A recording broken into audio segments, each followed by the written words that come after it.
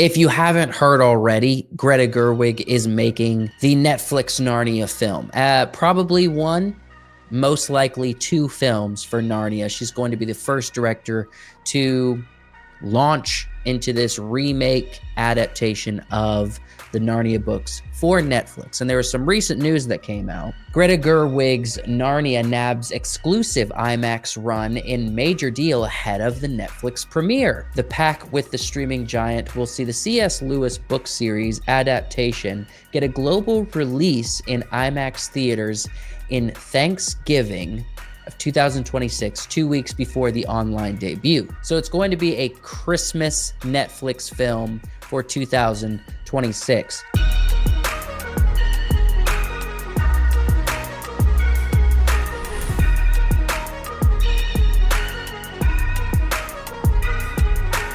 Before I dive into all my thoughts, with Narnia, the 2-week exclusive window for IMAX was crucial to establish a long enough run to satisfy theater circuits that operate IMAX auditoriums. As part of the agreement, Netflix has a 4-week window for the film before the Netflix debut, but the film's technologies company for now is committed to playing Narnia exclusively for 2 weeks starting on Thanksgiving. IMAX is also getting in business with Gerwig as she continues her drive into bigger budget filmmaking and adaptations after her directorial breakout with Lady Bird, which netted 5 Oscar nominations, including Best Director and Best Screenplay, and tackling The Little Women for Sony. Gerwig, in partnering with IMAX, is also following James Cameron and Christopher Nolan and other big-name directors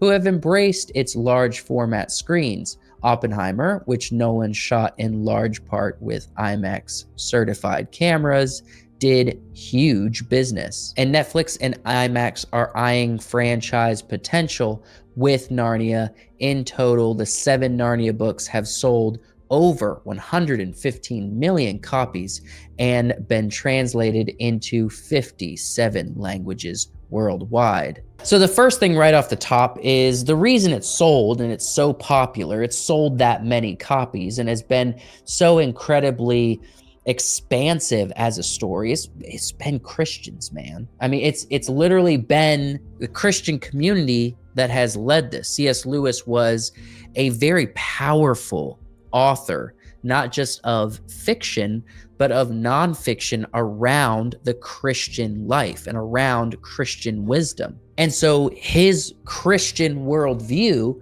was not meant to necessarily influence Narnia, but he's described it as more of an outpouring, an abundance of what was in his soul and in his heart and mind that just fell into the story of Narnia because it was so a part of his identity. So as I see people like Netflix and Gerwig taking on these projects, I am extremely frustrated and very hesitant to think that this is actually going to turn into something that I feel is respectful of C.S. Lewis's work. And some might say, and have said in my comments, well, she's just a really good director. You should want the best person to be doing the project. And I look at her work and I'm like, I'm not impressed. I saw Lady Bird and I was like, it's not bad, it's not great. I have friends who do indie films and told a better story in 10 minutes than the entire film of Lady Bird is. And the whole nominations thing, we all fully understand that the nominations that come out of Hollywood is all activism and bullcrap anyway. There's no secret there. And then getting into Little Women, I honestly thought it was a bad adaptation. I thought it was dull. It didn't have that many calories. I thought the characters were written poorly. I was so much more involved in the older Little Women adaptation with Winona Ryder and Christian Bale. That was a much better Little Women than Greta Gerwig's version. Her version actually sucked, in my opinion. And then Barbie? Barbie is just putting the cherry on the top of the Sunday milkshake when it comes to bad filmmaking. Barbie had zero story. Barbie had nothing there.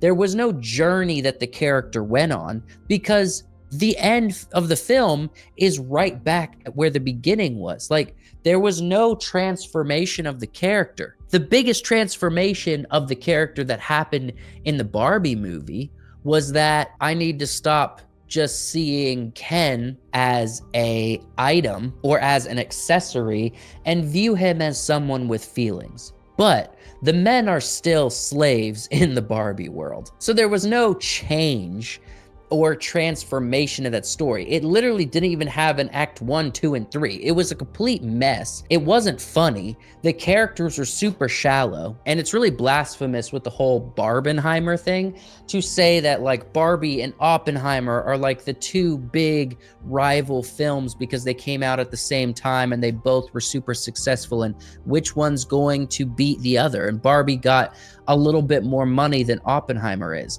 But it's really blasphemous to start equating Barbie and Oppenheimer in the same sentence.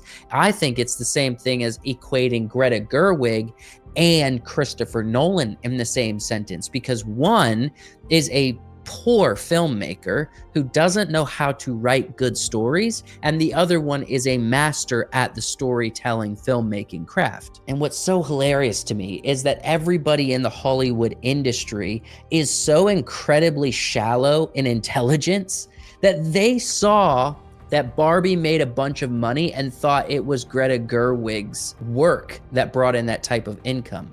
That is just obviously not the case.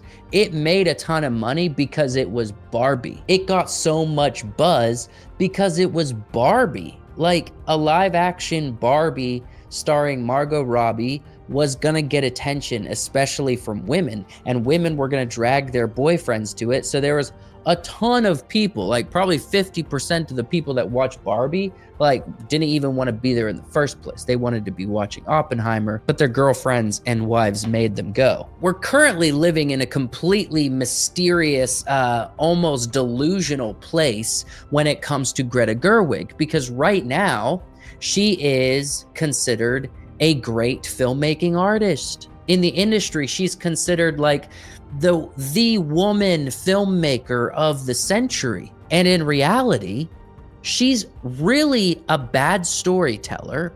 Her writing sucks, and all she's using is intellectual properties like Little Women and Barbie to drag her lack of ability and her lack of experience to fake success. And she's kind of doing the exact same thing with Narnia here. There's a part of me that's wondering, will she ever actually break out again and do an original story, or is she just going to keep doing adaptations of super popular IPs because it hides the fact that she's not a good storyteller? And the fact that IMAX and Netflix are investing so much into Greta Gerwig shows that everybody is disillusioned by this woman. And I guess the one positive with this, I really hate the fact that we're sacrificing Narnia in order to achieve this. But the one positive that I think could come out of this is that it completely flops. The people that care about Narnia the most, the Christians, are going to feel that the story has been disrespected and it's not a good adaptation, and it's really shallow and the characters aren't crafted well and nobody likes it. And we're going to see that publicly on places like Rotten Tomatoes. And we're going to see that publicly in comments on the trailers and different outlets that we have online. But again, it's kind of sneaky to say, like, we're going to do a 2-week release in theaters. It's going to get a really big opening weekend. And then they're going to be like, oh, now it's on streaming. And then we're going to hide all of the data there. Like, no one's going to know how many views it actually gets on Netflix. All they're going to see is that initial bump of curiosity to see what Greta Gerwig actually did with Narnia. And then they're going to hide it. They're going to hide it behind the Netflix analytic wall so that we won't really know how people are responding to it, but we will in some capacity. There's going to be plenty of word of mouth, and there's going to be like Rotten Tomatoes and such. So I'm going to keep an eye on this. We got another almost 2 years, a little less than 2 years before this actually comes out. So there's going to be little drops here and there on this channel. Narnia, like Lord of the Rings, is something I care very much about. I grew up on this story. I read the books. My mom read the books to me when I was a kid before I could read proficiently. I watched the BBC movies, the really horrible ones that were like really cringy to watch. And then I watched like the Disney versions of it. And I didn't care for Voyage of the Dawn Treader. And I didn't care for all of the changes that were done in Prince Caspian, but I had fun with them. I was like, hey, there's a lot of Christian narratives that are being respected. Even as, you know, a young teen, I could acknowledge that and observe that and understand that when it came to Disney's adaptations of the books. But this with Netflix, I just am very, very cautious to trust anything that's going to happen. And if I'm wrong, I will publicly admonish myself. If I'm wrong, I will be very upfront and honest. And if I see this movie and I think it's amazing, I will 100% back Greta Gerwig doing more films.